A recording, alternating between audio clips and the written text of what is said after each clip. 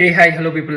ఈ year H1B registration start అయ్యాయి. Registrations March 4th నుంచి March 19th వరకు. ఫీ వచ్చేసి $250.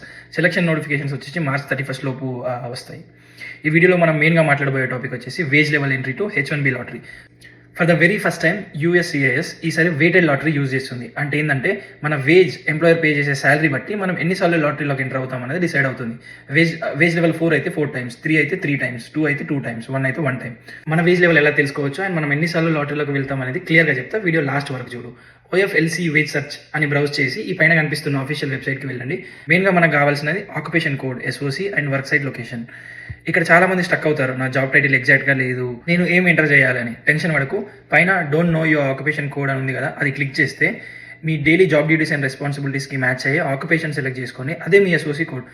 ఫర్ ఎగ్జాంపుల్ మీ టైటిల్ సాఫ్ట్వేర్ ఇంజనీర్ అనుకో, మీ పని కోడింగ్ సాఫ్ట్వేర్ డెవలప్మెంట్ ఉందనుకో, సాఫ్ట్వేర్ డెవలపర్స్ SOC 151252 ఇది యూజ్ చేసుకోవచ్చు. మీరు అది ఓపెన్ చేస్తే కూడా మీకు కింద శాంపుల్ ఆఫ్ రిపోర్ట్ జాబ్ టైటిల్స్లో మీ జాబ్ టైటిల్ కూడా ఉండొచ్చు. మీ టైటిల్ మ్యాటర్ కాదు, డ్యూటీస్ మ్యాటర్. SOC కోడ్ తెలిసినాక ఎక్కడి నుంచి అయితే వర్క్ చేస్తామో ఆ location details like state, area, county enter చేయాలి. ఎంటర్ చేసి సబ్మిట్ చేస్తే ఇలా లెవెల్ 1 to 4 వేజెస్ స్క్రీన్ మీద వస్తాయి.